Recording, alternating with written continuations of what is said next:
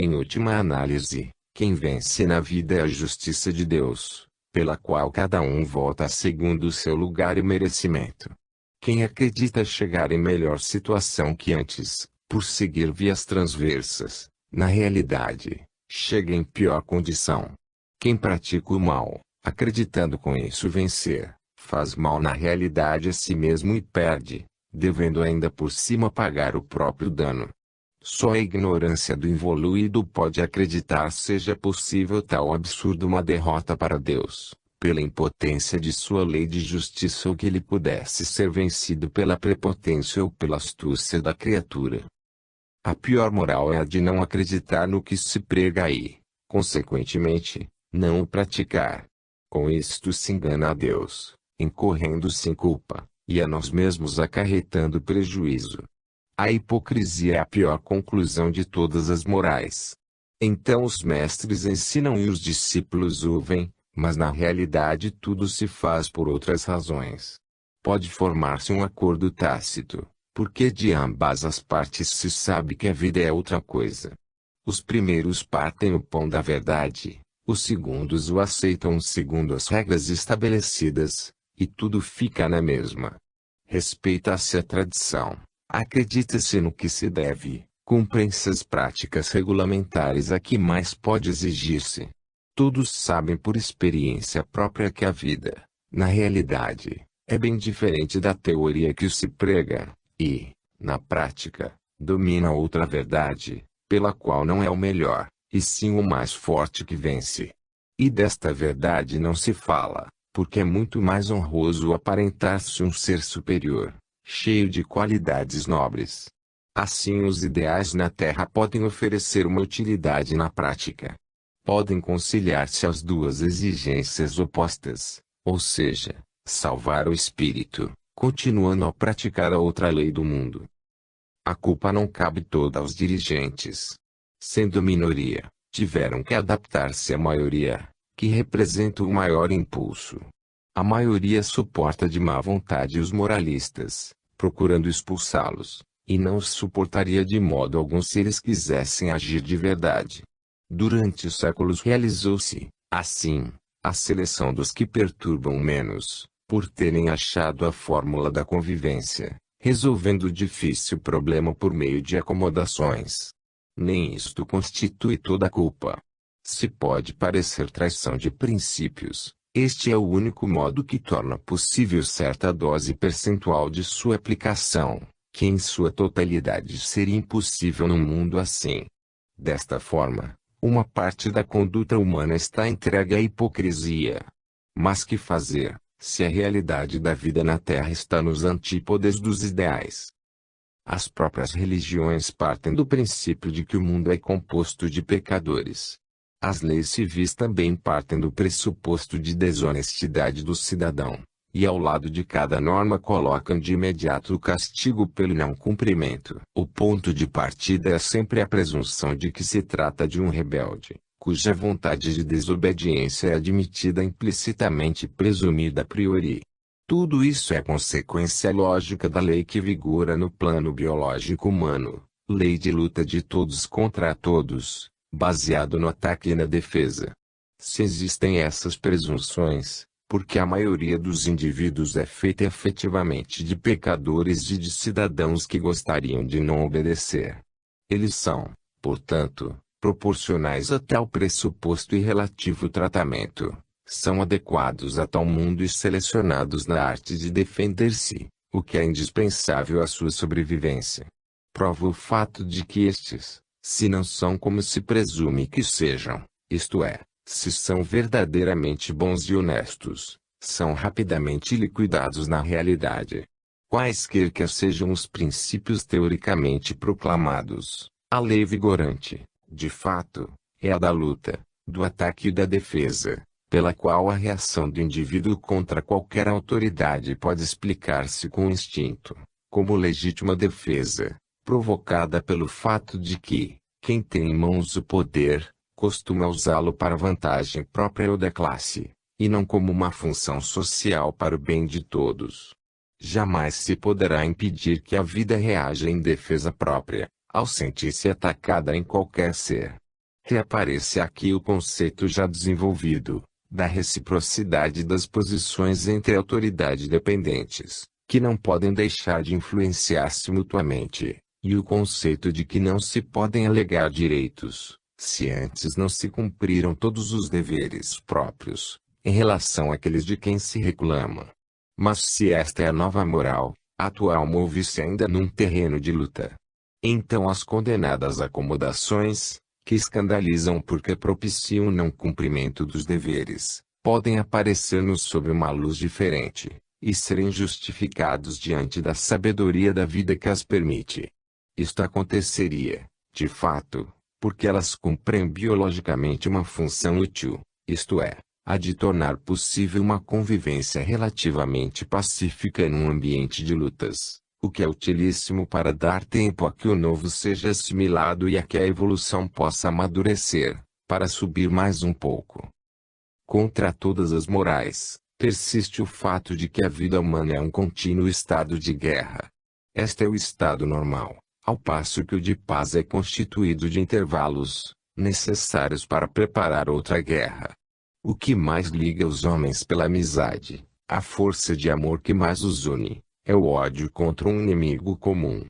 Então os inimigos se abraçam, mas só para que unidos possam vencer o outro. Se a mentira floresce, é porque na guerra ela é útil. Pode convir mostrar-se bons, porque assim se atrai a estima e a confiança e, com a veste do cordeiro, pode melhor desarmar-se o próximo e obter-se mais. As virtudes podem tornar-se ótima astúcia de guerra, para enganar e assim vencer o inimigo. Desse estado não nasce uma ética única que irmane e une, mas uma ética de agressão e uma de defesa, conforme se pertence à classe dos deserdados ou a dos já poderosos. Cada um forja para si a própria moral, segundo seus interesses e posição social, e muda essa moral a mudar sua posição. Há a moral dos vencedores e a dos vencidos, a moral dos ricos e a dos pobres. Mas quando estes se tornam ricos, e penetram nas altas classes sociais, assumem a psicologia delas, os costumes e a ética respectiva. Esta luta se desenrola subreptícia, escondida sob as aparências obrigatórias de paz e amor, é a substância da vida humana na Terra. A moral, em sentido lato, torna-se um meio para enganar os simples que acreditam nas aparências. Infelizmente, dado que no plano humano a vida tende à seleção do mais forte e astuto, isto não poderá terminar enquanto o biótipo do ingênuo não for eliminado. Se psicologicamente ele é um fraco, que pode fazer a vida, segundo a lógica da lei vigente no nível terreno, se não procurar liquidar esse biótipo, se ele não souber evoluir conquistando inteligência. Aqui estamos ainda nos primeiros degraus desta, e tudo consiste em astúcias de guerra. No entanto é necessário percorrê-los, para chegar aos superiores, nos quais se compreenderá a estupidez da guerra e de suas astúcias. Entretanto, enquanto os ingênuos não aprenderem, nada mais lhe resta senão servir de pedestal aos astutos que sabem emergir, escapando às sanções das leis humanas, que ficam reservadas aos simples que não sabem defender-se. Isto é injusto e horrível. Mas, dados os princípios segundo os quais funciona a vida no plano animal humano, não podemos ter resultados diferentes. Não pode negar-se que seja bela a moral que o mundo apresenta na vitrine. Em teoria tudo é excelente. Mas seria mister que ela conseguisse fazer o homem subir a um plano superior de vida, onde essa teoria se tornasse prática. Resta a realidade biológica, pela qual o homem vive num nível que não satisfaz o seu ideal. Então, num ambiente de luta, é natural que os princípios superiores fiquem torcidos e invertidos, se tudo, ou quase, existe nesse ambiente em função da luta. Fala-se muito de bens espirituais, mas o que vale na Terra são os bens materiais, tanto que, para ser compreendido o valor espiritual do homem superior, é necessário que ele seja demonstrado exteriormente pela riqueza de um monumento ou de um templo, se ele morreu, ou de alta posição social, se está vivo. Se Cristo aparecesse hoje na terra, sem nenhum apanágio terreno, talvez ninguém o percebesse. O homem comum carece de um sentido próprio para julgar as coisas superiores e só adquire por imitação o julgamento que o mandam repetir e que circula pela maioria. Encerremos este assunto com uma anedota significativa, que resume vários conceitos já expostos. Um missionário que se achava na África, para civilizar os selvagens, explicara com cuidado a um grupo deles o sentido do bem e do mal, para fazer nascer neles o senso moral, base do cristianismo. Para assegurar-se de que havia ensinado bem e que tinha sido compreendido, tomou à parte um dos mais inteligentes e perguntou-lhe: diga-me então o que é o bem e o mal. O selvagem pensou algum tempo, e depois formulou claramente a sua resposta: mal é quando o vizinho rouba a minha vaca. O missionário aprovou. Sem dúvida, roubar é mal, e o ato é moralmente reprovável. E acrescentou: e o bem, que é? O selvagem respondeu muito depressa, convictamente: bem é quando eu consigo roubar a vaca do meu vizinho. Que vergonha, diz, a essa resposta, o homem civilizado, que certamente não teria respondido assim, porque conhece o conceito de bem e de mal.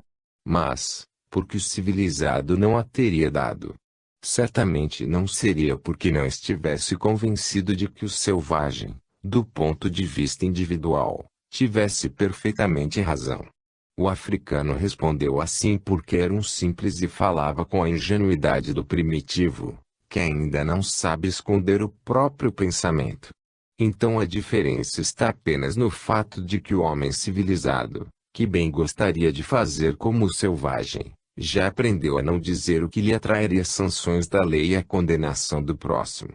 A diferença não está no fato que o civilizado pense diversamente do selvagem, tanto que o imitaria de boa vontade, se o próximo lesado, organizado em sociedade, não o fizesse pagar por isso, anulando a indiscutível vantagem dessa ação.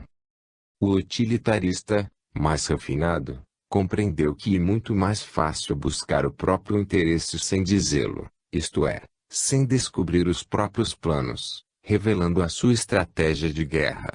Então, a habilidade pode consistir em esconder, e a virtude em falsear, ao invés de dizer a verdade. Nesse caso, a culpa do selvagem seria a sua ingenuidade, que o civilizado não lhe perdoaria porque não a possui, já que se está mais pronto a condenar as culpas que não se têm, do que as que se têm.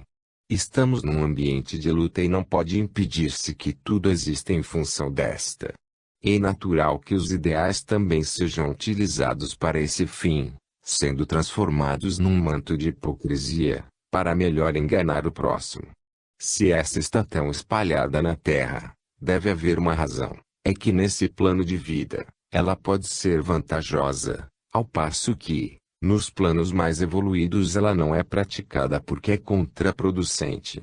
Assim, na Terra, a sinceridade pode ser julgada ingenuidade de tolo, inábil para a luta.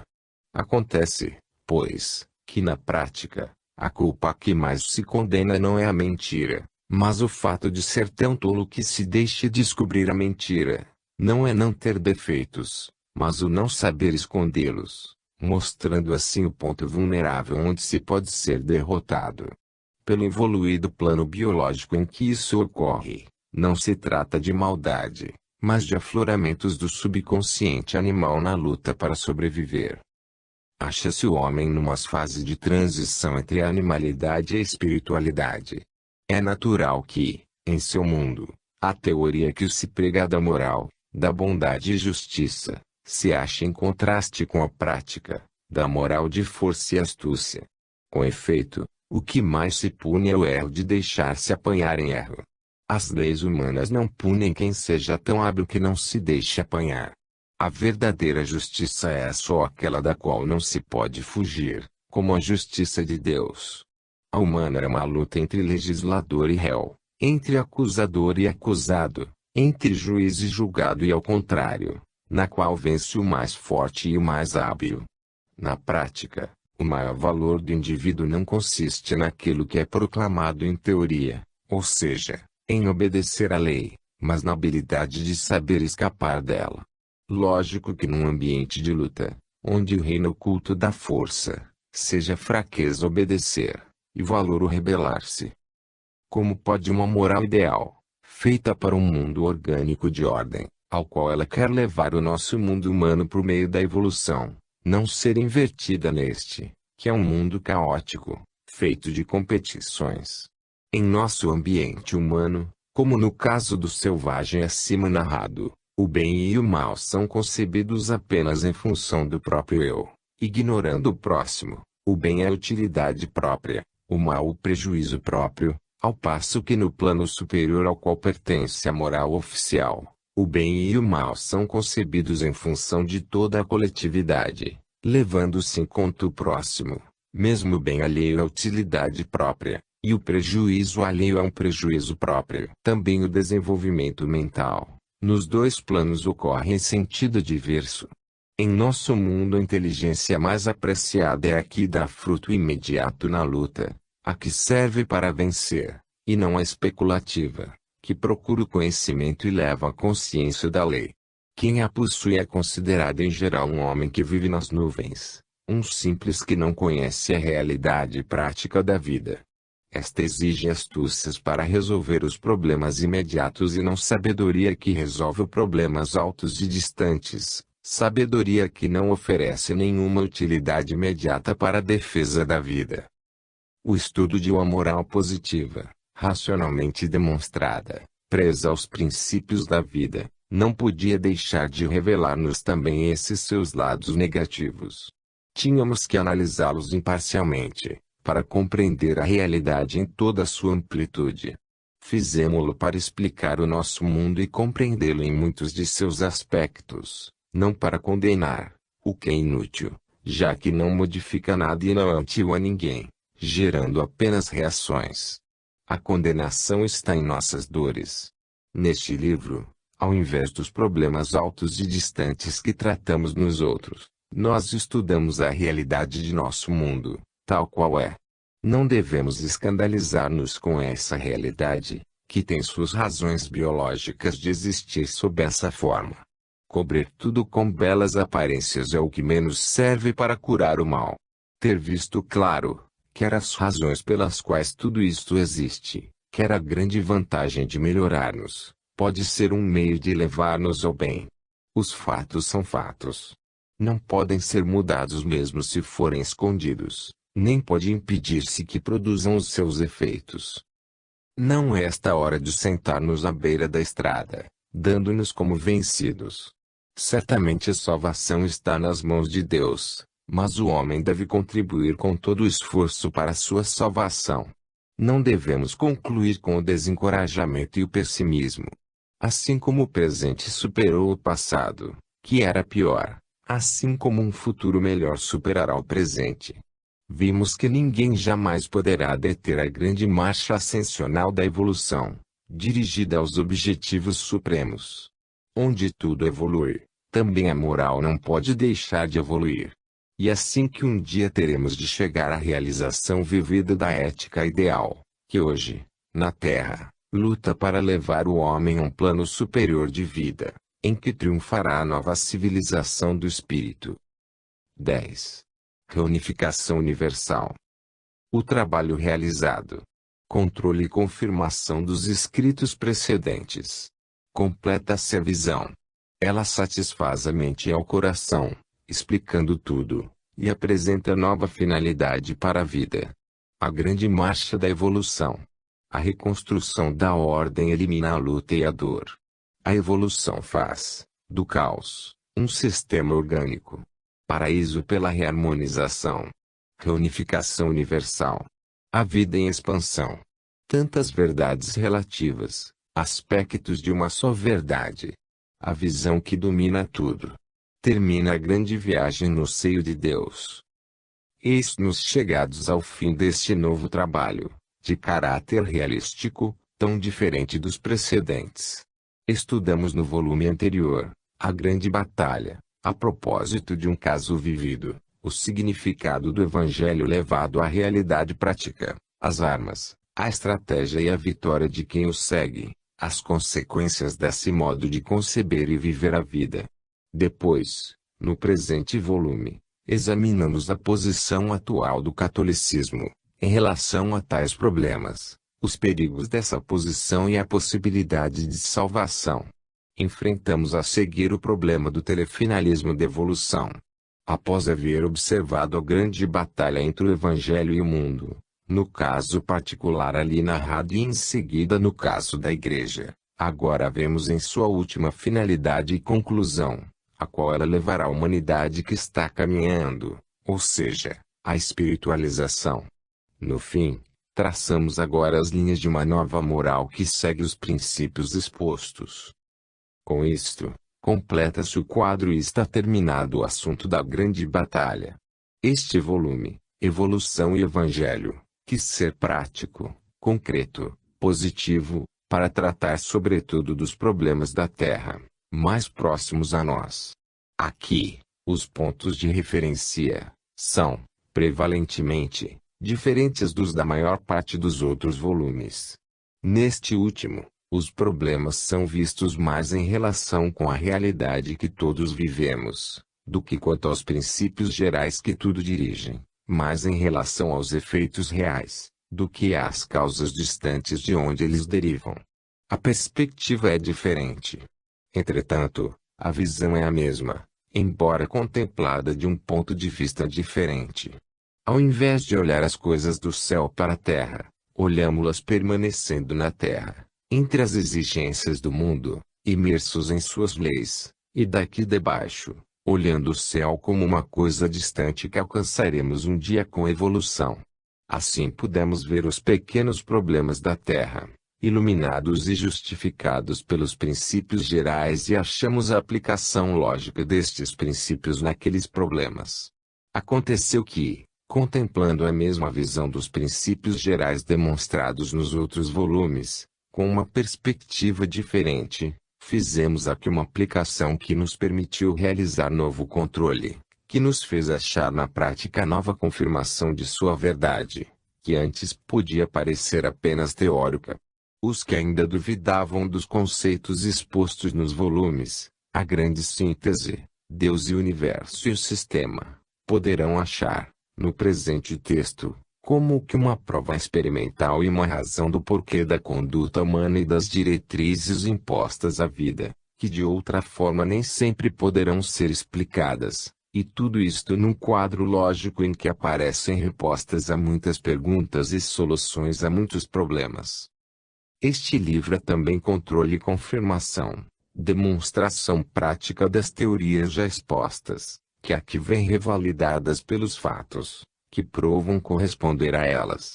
Assim na visão dos volumes, a grande síntese, Deus e o universo e o sistema se completa, enriquecendo-se de pormenores e de provas, embora substancialmente permanecendo a mesma, porque a verdade alma não pode mudar.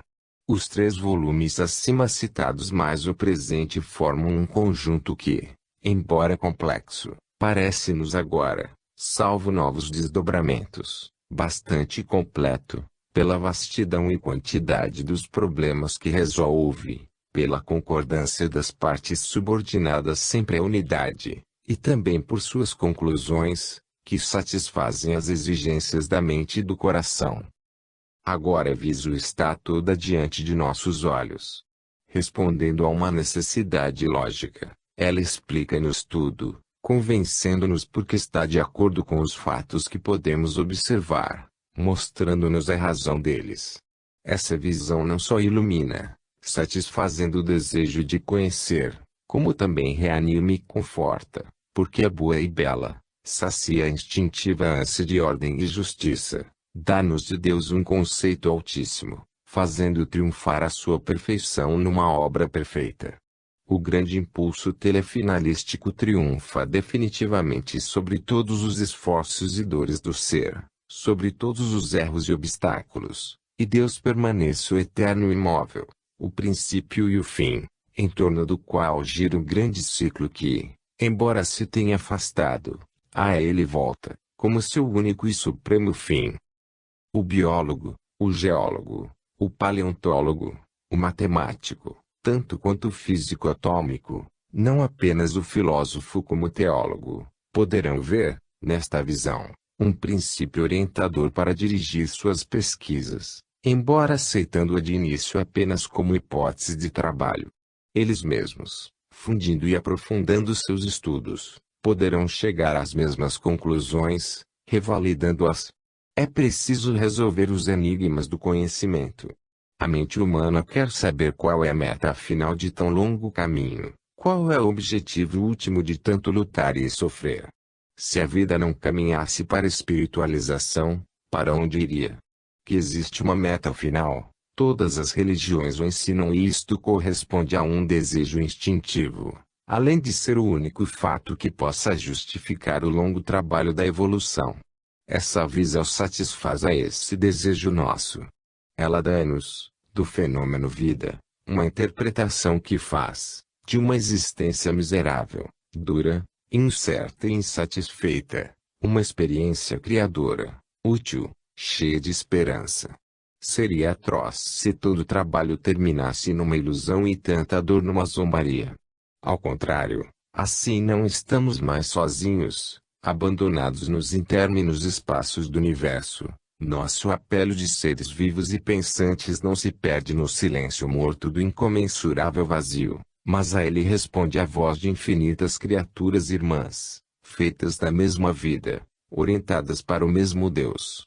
Assim, ao nosso apelo responde o amplexo de um Pai que nos ama e nos ajuda a subir, para chegarmos a ser felizes com Ele.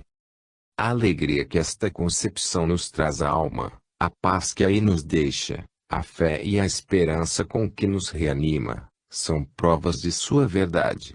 Não podemos deixar de senti-la. Se o presente é tão baixo e triste, ao longe resplende um radioso futuro, que deverá um dia ser alcançado. A consciência desse fato, sobre o qual tanto insistimos, dá-nos a força de suportar confiantemente todas as dores atuais e de realizar o esforço de atravessar o deserto de todas as provas, para chegar à terra da promissão, da libertação e da felicidade. O presente é árduo, mas estamos a caminho avança sem deter-se a grande marcha da evolução. Adiante, adiante, sempre mais para o alto. O universo não é apenas um grande organismo que funciona, mas é um organismo que, a cada momento, se transforma, para aperfeiçoar esse seu funcionamento. O universo é pela presença de Deus imanente, nele animado por um contínuo movimento, não apenas espacial, mas muito mais profundo, de maturação evolutiva, dirigido com a suma sabedoria para fins de salvação. Tudo o que existe faz parte desse fenômeno e é transportado pela sua corrente. Todos aí estão, todos estamos aí dentro, sem possibilidade de evasão.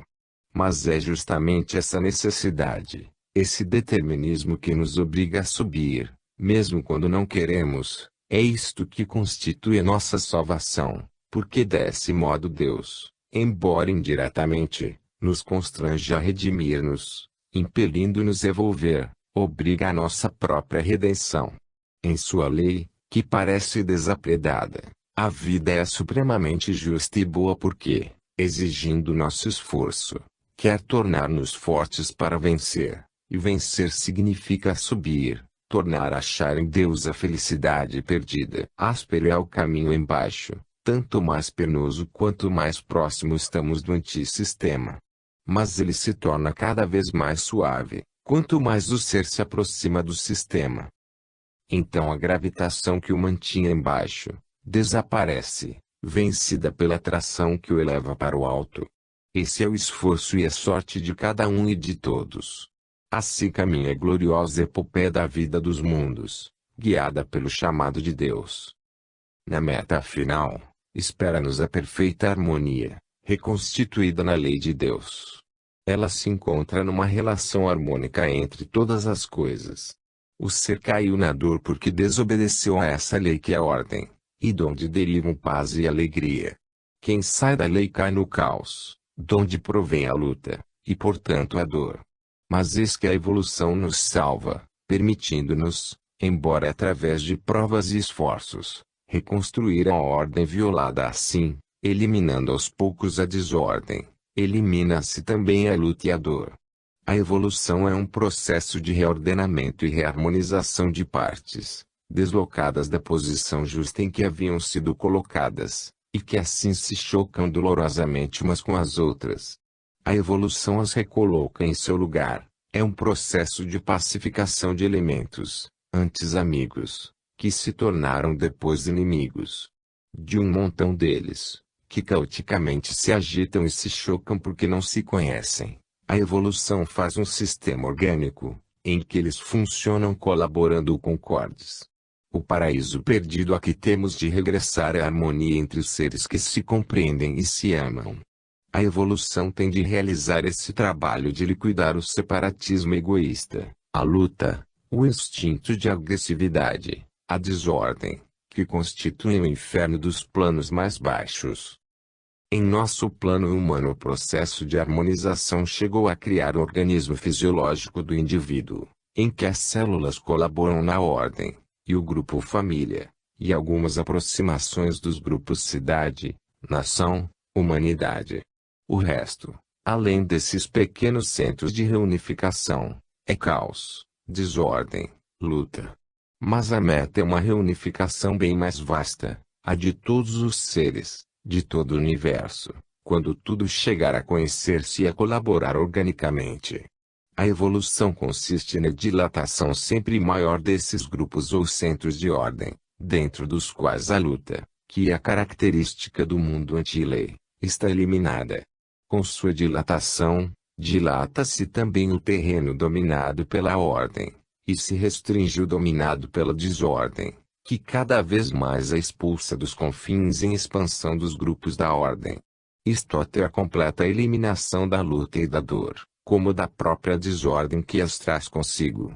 A evolução realiza assim a cura milagrosa de todos os males, quando os leva, reabsorvendo-os, depois de havê-los invertido em bem, do antissistema ao sistema. Desta grande marcha da evolução observamos, na primeira parte especialmente, o tratamento que o involuído dá ao evoluído. Estamos hoje numa grande curva do caminho da vida.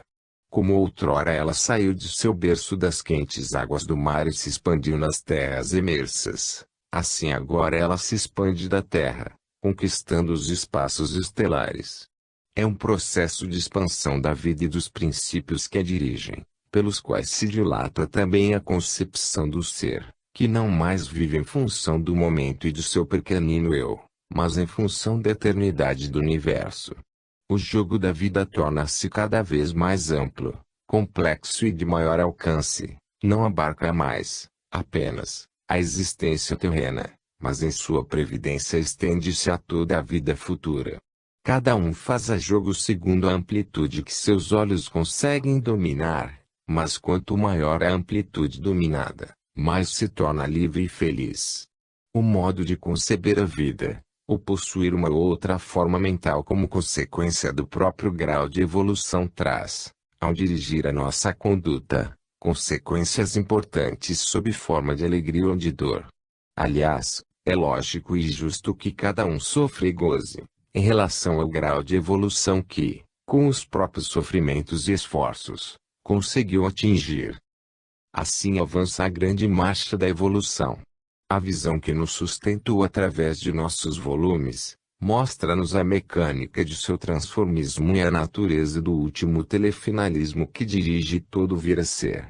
Essa visão diz-nos que tudo é disciplinado por uma lei única, dada por um pensamento que, como luz central, se fraciona em miríades de reflexos ou aspectos menores, que regem as particularidades da existência de inumeráveis formas que, apesar de suas diversidades, estão orientadas ao longo do mesmo caminho, convergentes para o mesmo centro, Deus, unidas na mesma lei, e parentes, porque são constituídas pela mesma substância divina fundamental. E difícil fazer uma representação mental das vertiginosas dimensões do fenômeno, que se estende de galáxia em galáxia e para mais além.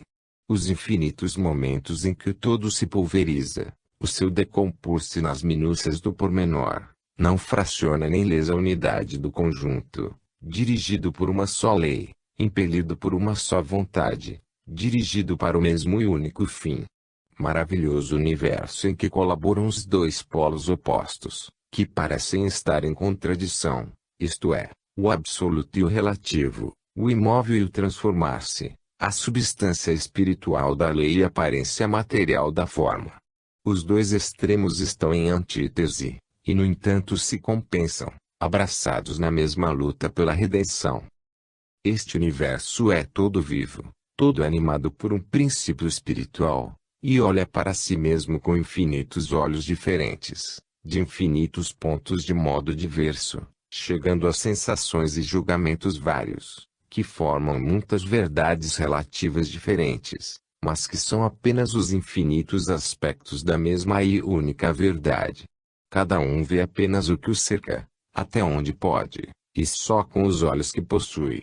Tudo pode parecer-nos, de um modo ou de outro, não apenas pelo que olhamos, mas também de acordo com o que somos. Podemos então ver o universo como matéria, ou como espírito, como forma ou como substância, como princípio diretivo ou como sua atuação concreta. Podemos vê-lo como análise, na complexidade de um pormenor que se multiplica sem limites, ou como síntese, na simplicidade de um lampejo instantâneo.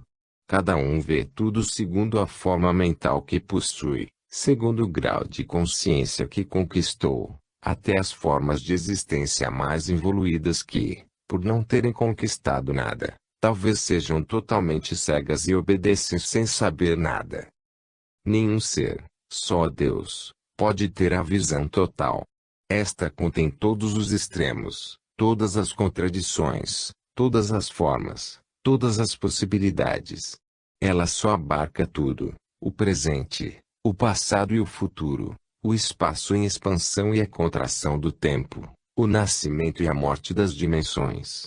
Só ela domina a gênese dos mundos, as metas da vida, toda a série dos planos de existência, ao longo dos quais o ser que evolui realiza a sua grande viagem de regresso ao ponto de partida, Deus. Tudo caminha sem repouso. De forma em forma, o ser viaja de superação em superação, através das eras milenárias, subindo a grande escala da evolução, peregrino cansado, dobrado ao peso da queda, peso que, no entanto, a cada degrau, se torna mais leve. Os gênios criadores, com seu tormento que os outros desconhecem, arrombam as portas do futuro e abrem sozinhos o cortejo. As grandes massas, que devido ao seu estado de involução não sabem fazer outra coisa senão imitar, seguem atrás. A cada passo aparecem horizontes novos, abrem-se melhor os olhos para ver e as forças para conquistá-los se tornam mais robustas. Sempre novas construções surgem, das cinzas das velhas. O ser aproxima-se cada vez mais de Deus, que sempre mais o penetra e sustenta com sua radiação. Subir, subir, sempre subir mais em direção à meta. No fim, cessou o transformismo, porque a evolução atingiu seu termo. Então o tempo não é passado porque foi apenas uma variante da eternidade. A morte não matou, porque tudo ressurgiu. A caducidade de todas as coisas nada destruiu, porque tudo voltou a ser indestrutível, como era no início. O milagre da redenção da queda está realizado.